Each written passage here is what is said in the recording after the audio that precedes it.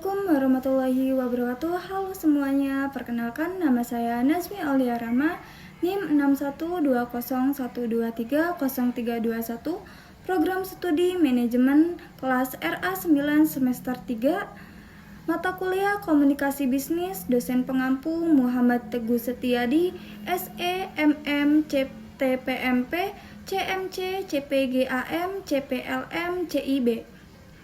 Di sini saya akan menjelaskan materi komunikasi bisnis yang sudah saya pelajari. Video ini dibuat dan diposting untuk memenuhi syarat penilaian ujian tengah semester mata kuliah komunikasi bisnis dengan dosen pengampu Muhammad Teguh Setiadi, SE, MM, CTMP, CMC, CPGAM, CPLM, CIB. Yang pertama ada pengertian komunikasi. Komunikasi bisnis merupakan salah satu hal yang penting dalam menjalankan suatu bisnis atau perusahaan. Komunikasi ini bisa diartikan sebagai suatu komunikasi yang dilakukan secara verbal maupun non-verbal, di mana di dalam komunikasi ini berisi pendapat, ide gagasan, maupun informasi. Komunikasi ini dapat dilakukan secara personal maupun impersonal. Selanjutnya ada unsur-unsur komunikasi. Unsur-unsur komunikasi terbagi menjadi 7 bagian.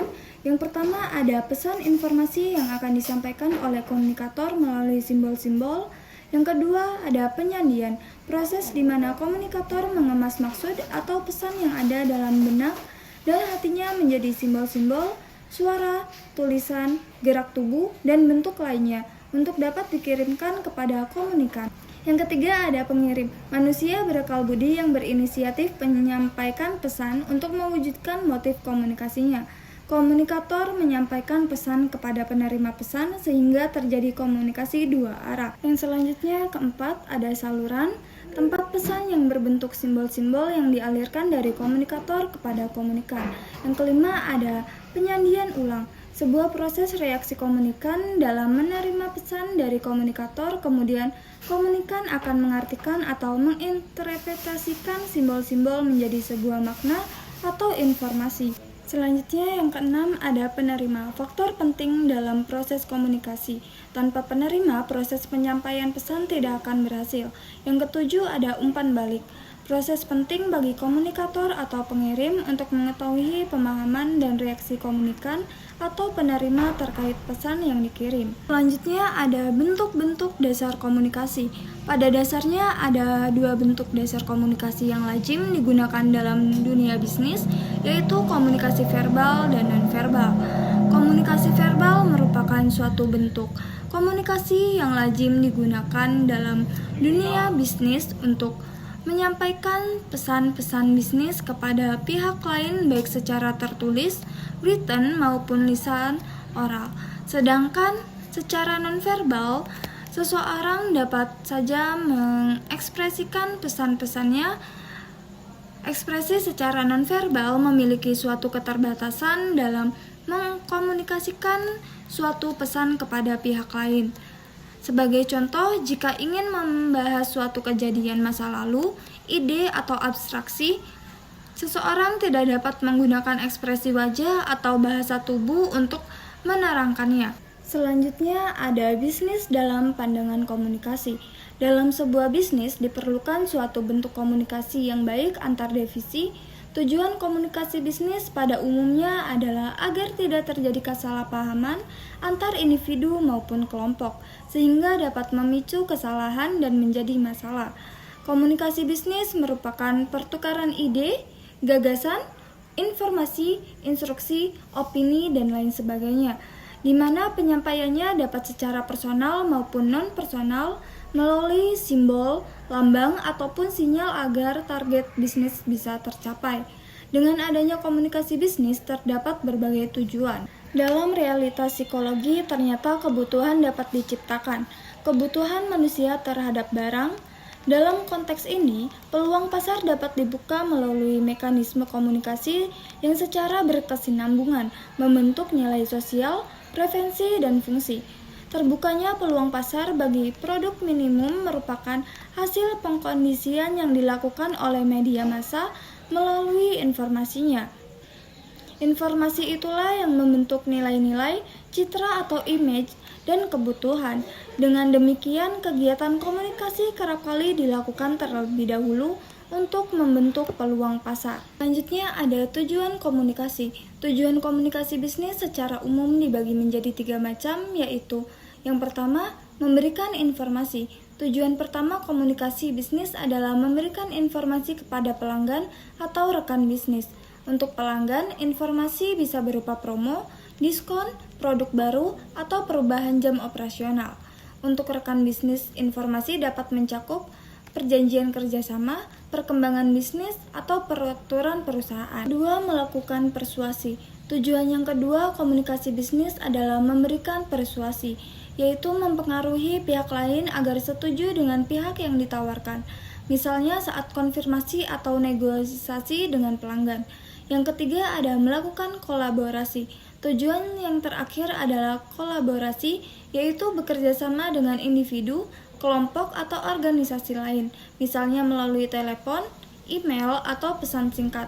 Contohnya, berkolaborasi dengan perusahaan pengiriman untuk memperluas jangkauan produk. Materi selanjutnya ada umpan balik dan bentuknya. Umpan balik dibagi menjadi 2 bagian. Yang pertama, umpan balik tidak langsung adalah respon yang tidak langsung datang dari penerima atau sumber. Penerima dapat menerima pesan dan dapat menjadi sumber respon, tetapi mereka mungkin tidak mengomunikasikan respon itu secara langsung kepada Anda penulisnya. Yang kedua ada umpan balik langsung, adalah respon yang dapat dari penerima. Umpan balik dapat berupa verbal dan nonverbal, dan dapat melibatkan tanda, simbol, kata, atau suara yang tidak jelas atau sulit dipahami. Selanjutnya ada kesalahpahaman komunikasi. Komunikasi merupakan kebutuhan dalam kehidupan sehari-hari, baik formal maupun informal, dan bergantung pada situasi seperti waktu, tempat, dan pihak yang terlibat. Namun, sering terjadi perbedaan dalam memahami dan menafsirkan pesan baik dari pihak komunikator maupun komunikan, yang mengakibatkan kesalahpahaman dalam komunikasi. Contoh kesalahpahaman komunikasi ada 4, yaitu yang pertama masalah dalam penyampaian pesan, yang kedua masalah dalam mengembangkan pesan, yang ketiga masalah dalam menerima pesan, dan yang keempat ada masalah dalam menafsirkan pesan. Selanjutnya, memperbaiki komunikasi dalam organisasi. Komunikasi merupakan suatu hal yang penting dalam suatu organisasi. Melalui komunikasi yang baik, suatu organisasi dapat memperoleh informasi-informasi yang dibutuhkan dalam mengambil suatu keputusan dan arah suatu perusahaan. Hal-hal yang harus dilakukan untuk memperbaiki komunikasi. Yang pertama ada persepsi. Seorang komunikator yang cerdas harus dapat memprediksikan apakah pesan-pesan yang disampaikannya dapat diterima oleh komunikan sesuai dengan sudut pandang komunikan. Yang kedua ada pengendalian. Dalam komunikasi, audiens akan memberikan suatu reaksi atau tanggapan terhadap pesan yang disampaikan. Reaksi mereka dapat membuat komunikator tertawa, menangis, bertindak, mengubah pikiran, atau lemah lembut. Yang ketiga ada kredibilitas. Komunikator perlu memiliki suatu keyakinan dan optimis yang tinggi bahwa audiensnya adalah orang-orang yang dapat dipercaya. Keempat, ada ketepatan. Secara umum, audiens mempunyai suatu kerangka berpikir yang jelas, perlu adanya ekspresi agar komunikasi yang dilakukan tepat sasaran. Dan yang terakhir, keharmonisan. Komunikator yang baik tentu akan selalu dapat menjaga hubungan persahabatan yang baik dengan audiens sehingga komunikasi dapat berjalan lancar dan mencapai tujuannya. Selanjutnya ada komunikasi organisasi. Komunikasi organisasi dapat didefinisikan sebagai pertunjukan dan penafsiran pesan di antara unit-unit komunikasi yang merupakan bagian dari suatu organisasi tertentu. Definisi tersebut lebih menekankan pada aspek fungsional atau objektif, sedangkan bila dilihat dari perspektif interpretatif atau subjektif, komunikasi organisasi dipandang sebagai proses penciptaan makna atas interaksi yang merupakan organisasi. Komunikasi organisasi merupakan perilaku pengorganisasian yang terjadi dan bagaimana mereka terlibat dalam proses bertransaksi dan memberi makna atas apa yang terjadi. Selanjutnya ada pola komunikasi bisnis. Pola komunikasi bisnis terbagi menjadi dua bagian. Yang pertama ada saluran komunikasi formal. Ada komunikasi dari atas ke bawah, komunikasi dari bawah ke atas, komunikasi horizontal, dan komunikasi diagonal. Yang kedua ada saluran komunikasi informal.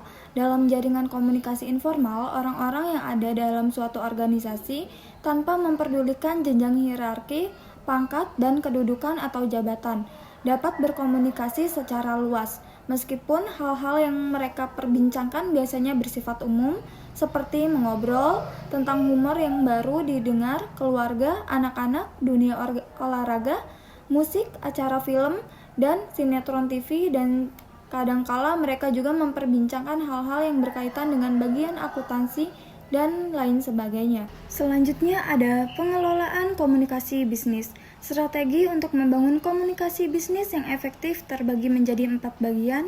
Yang pertama, membangun hubungan baik. Membangun hubungan yang positif dengan semua pihak terkait sangat penting untuk menciptakan lingkungan kerja yang kondusif. Yang kedua, menjadi pendengar yang aktif. Mendengarkan dengan penuh perhatian merupakan kunci utama untuk memahami kebutuhan, harapan, dan perspektif rekan bisnis atau pelanggan. Yang ketiga, memberikan instruksi yang jelas. Komunikasi yang jelas dan langsung sangat penting terutama ketika memberikan instruksi atau arahan kepada tim. Dan yang terakhir, menggunakan berbagai saluran. Memanfaatkan berbagai saluran komunikasi seperti email, rapat tatap muka, platform digital, atau media sosial memungkinkan kita untuk menjangkau audiens yang lebih luas dan beragam. Selanjutnya, masalah komunikasi dalam organisasi. Masalah umum komunikasi dalam organisasi terbagi menjadi 5 bagian. Yang pertama, kurangnya kejelasan pesan. Pesan yang tidak jelas dapat menimbulkan kebingungan di antara karyawan dan pemangku kepentingan, menghambat alur kerja, dan berpotensi menyebabkan kesalahan dalam pelaksanaan tugas. Yang kedua, kesalahan dalam saluran komunikasi. Memanfaatkan berbagai saluran komunikasi seperti email, rapat tatap muka, platform digital, dan media sosial memungkinkan kita untuk menjangkau audiens yang lebih luas dan beragam. Yang ketiga, kurangnya umpan balik. Tanpa adanya umpan balik yang efektif, sulit bagi pengirim untuk memastikan apakah pesan yang diterima dan dipahami dengan benar. Yang keempat, ada hambatan budaya dan bahasa. Dalam perusahaan multinasional, perbedaan budaya dan bahasa menambah lapisan kompleksitas dalam komunikasi antar tim. Yang kelima, ada komunikasi internal yang buruk. Komunikasi yang tidak efisien antar departemen atau tim dalam perusahaan dapat menyebabkan kurangnya koordinasi dan menghambat upaya kolaborasi yang pada akhirnya berdampak negatif terhadap produktivitas keseluruhannya. Selanjutnya, jenis-jenis komunikasi. Jenis-jenis komunikasi terbagi menjadi 5 bagian, yaitu yang pertama, berdasarkan maksud dan tujuan. Yang kedua, berdasarkan ruang lingkup. Yang ketiga, berdasarkan penyampaian. Keempat, berdasarkan kelangsungannya. Yang kelima, berdasarkan perilaku. Selanjutnya ada komunikasi berdasarkan penyampaiannya. Terbagi menjadi 2 bagian, yaitu yang pertama komunikasi verbal atau lisan yang terjadi secara langsung serta tidak dibatasi oleh jarak, di mana kedua belah pihak dapat bertatap muka. Contohnya dialog 2 orang secara langsung yang terjadi secara tidak langsung akibat dibatasi oleh jarak. Contohnya komunikasi lewat telepon. Yang kedua, komunikasi nonverbal atau tertulis, yaitu naskah yang biasanya digunakan untuk menyampaikan kabar yang bersifat kompleks, gambar dan foto akibat tidak bisa dilukiskan dengan kata-kata atau kalimat. Selanjutnya ada komunikasi berdasarkan perilaku, terbagi menjadi 3 bagian. Yang pertama, komunikasi nonformal, yaitu komunikasi yang berhubungan dengan pelaksanaan tugas pekerjaan organisasi atau perusahaan dengan kegiatan yang bersifat pribadi, anggota organisasi atau perusahaan tersebut. Contohnya, rapat mengenai ulang tahun perusahaan. Yang kedua, ada komunikasi formal, yaitu komunikasi yang terjadi di antara organisasi atau perusahaan yang tata caranya sudah diatur dalam struktur organisasi. Contohnya seminar. Yang ketiga ada komunikasi informal, yaitu komunikasi yang terjadi pada sebuah organisasi atau perusahaan yang tidak ditentukan dalam struktur organisasi serta tidak mendapat kesaksian resmi. Contohnya kabar burung, desa-desu, dan sebagainya. Materi selanjutnya komunikasi berdasarkan kelangsungannya. Komunikasi berdasarkan kelangsungannya terbagi menjadi dua, yaitu yang pertama komunikasi langsung, yaitu proses komunikasi dilakukan secara langsung tanpa bantuan perantaran orang ketiga ataupun media. Komunikasi yang ada dan tidak dibatasi oleh adanya jarak. Contohnya percakapan tatap muka di mana dua orang berbincang secara langsung di kafe atau ruangan kerja. Yang kedua ada komunikasi tidak langsung, yaitu proses komunikasinya dilakukan dengan bantuan pihak ketiga atau bantuan alat atau media komunikasi, contohnya berbicara melalui telepon dengan seseorang yang tidak berada di lokasi yang sama. Materi selanjutnya komunikasi berdasarkan maksud tujuan terbagi menjadi 6, yaitu yang pertama pidato. Pidato adalah bentuk komunikasi yang dilakukan di depan audiens dengan tujuan menyampaikan informasi, ide, atau pendapat secara terstruktur. Yang kedua ada ceramah. Ceramah bersifat edukatif dan biasanya disampaikan oleh seorang ahli atau pengajar kepada audiens. Yang ketiga wawancara. Wawancara adalah proses komunikasi yang melibatkan dua pihak, yaitu pewawancara dan narasumber. Yang keempat ada diskusi. Diskusi adalah bentuk komunikasi yang melibatkan pertukaran ide dan pendapatan antar dua orang atau lebih. Yang kelima ada negosiasi. Negosiasi adalah proses komunikasi yang dilakukan untuk mencapai kesepakatan antar dua pihak atau lebih dengan tujuan untuk menemukan titik temu yang saling menguntungkan bagi semua pihak yang terlibat. Dan yang keenam, memberikan tugas. Memberikan tugas adalah komunikasi yang bertujuan untuk mengarahkan tindakan, menetapkan tanggung jawab, atau mencapai hasil tertentu dalam konteks organisasi atau kelompok. Selanjutnya, komunikasi berdasarkan ruang lingkup terbagi menjadi dua, yaitu satu komunikasi internal. Komunikasi internal adalah komunikasi yang terjadi di dalam suatu organisasi atau perusahaan, melibatkan anggota-anggota yang berada dalam lingkup tersebut. Komunikasi internal dapat dibedakan menjadi 3 bagian, yaitu 1. Komunikasi vertikal, 2. Komunikasi horizontal, 3. Komunikasi diagonal. Yang kedua, komunikasi eksternal adalah komunikasi yang terjadi antara organisasi atau perusahaan dengan pihak masyarakat yang ada di luar organisasi atau perusahaan tersebut. Beberapa bentuk komunikasi eksternal meliputi promosi, pameran, dan corporate social responsibility atau CSR. Selanjutnya, pengertian komunikasi bisnis terhadap perusahaan. Komunikasi bisnis dapat diartikan sebagai proses pengiriman dan penerimaan pesan antara individu atau kelompok dalam lingkungan bisnis. Menurut Rosenblatt, komunikasi bisnis adalah suatu tindakan pertukaran informasi, ide, gagasan, instruksi, dan sebagainya yang disampaikan secara personal maupun non-personal melalui simbol atau sinyal untuk mencapai tujuan dalam sebuah organisasi. Simbol atau sinyal tersebut dapat berupa informasi, instruksi, atau bahkan pesan motivasi dalam bekerja untuk kemajuan perusahaan. Selanjutnya ada kelebihan komunikasi bisnis yang efektif. Kelebihan komunikasi bisnis yang efektif terbagi menjadi beberapa, yaitu yang ke-1, meningkatkan produktivitas karyawan, kedua, mendorong kolaborasi tim, ketiga, meningkatkan kepercayaan dan kepuasan karyawan, keempat, mengoptimalkan hubungan dengan pelanggan, kelima, mempercepat pengembalian keputusan, keenam, meningkatkan citra perusahaan, ketujuh, mengurangi konflik di tempat kerja, kedelapan, mendukung perubahan organisasi. Selanjutnya ada kekurangan dan hambatan komunikasi bisnis. Kekurangannya terbagi menjadi beberapa bagian, yaitu 1. Miskomunikasi, kedua, hambatan bahasa, ketiga, gangguan fisik, Keempat, perbedaan budaya. Kelima, hambatan psikologi.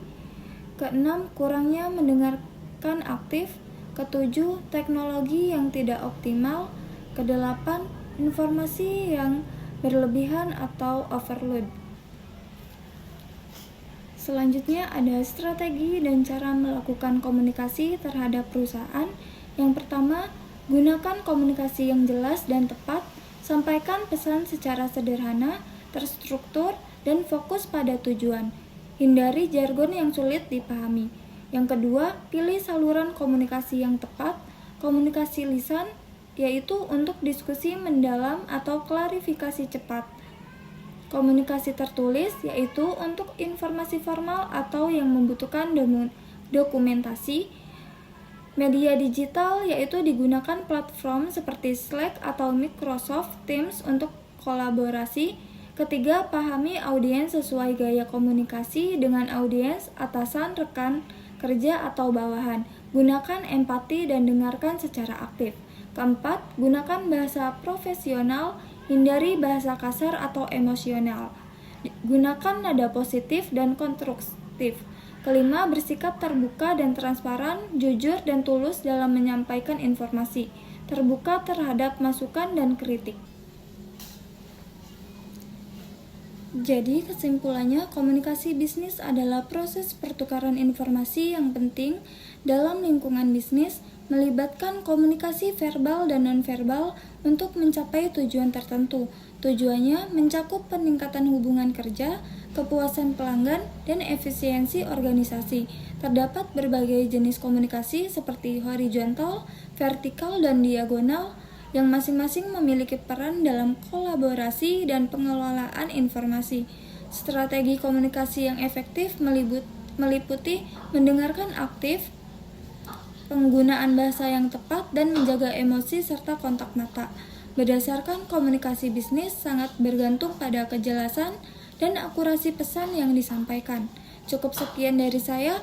Wassalamualaikum warahmatullahi wabarakatuh. Oke teman-teman, terima kasih sudah menonton videonya.